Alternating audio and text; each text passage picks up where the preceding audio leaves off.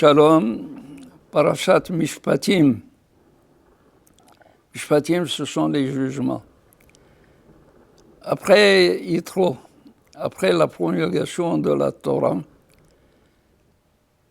dans cette parasha, nous avons toutes les lois, pas toute, une partie de lois, que nous avons pour régir tous les rapports, toutes les relations des hommes entre eux. Et également, surtout, la première loi qui a été promulguée dans cette paracha, c'est la loi de la libération de l'esclave juif. Et ça, c'est important de comprendre.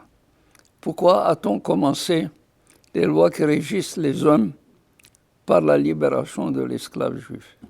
Ki tikne eved ivri. Quand tu acquéras un esclave hébreu, shesh shanim ya'avod, il doit travailler pendant 6 ans. Bashevit, la 7e année, yetze lachoshe hinam. Il doit sortir hinam gratuitement. Ça veut dire gratuitement, il n'a rien à payer. Au contraire, c'est à toi de lui donner des cadeaux pour qu'il entreprenne une nouvelle vie. On se pose la question, comment se fait-il que cet esclave soit rendu à ce point au service d'un autre juif? Comment un esclave juif hébreu puisse-t-il être au service d'un autre hébreu? C'est sûr que celui est le maître qui a cru être le maître d'un esclave, les Hachamim, ils lui disent, ne pense pas que tu es le maître de l'esclave, c'est l'esclave qui est le maître. Ça rappelle un petit peu Hegel, le grand philosophe Hegel, qui dit les rapports esclave-maître, c'est des rapports qui sont antinomiques.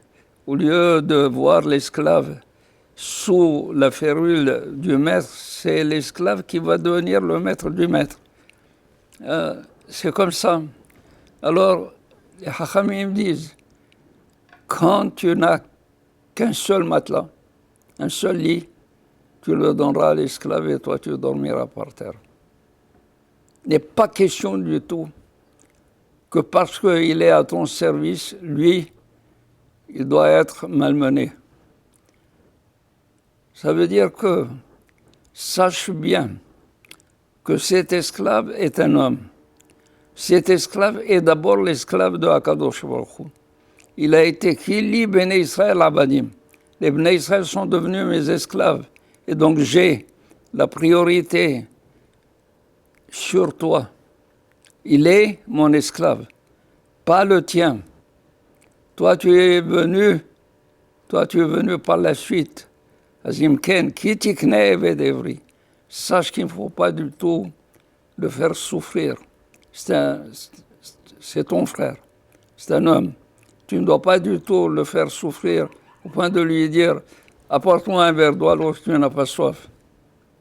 C'est juste pour le faire travailler, lui faire sentir comme quoi il a obéi à tes ordres. Ça, c'est interdit. Et pourtant, la 7e année, tu ne dois pas le retenir.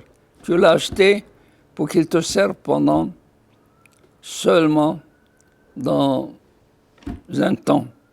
Après le temps fini, tu dois le laisser partir. Pourquoi a-t-on commencé par là? Parce qu'on vient de sortir d'Égypte.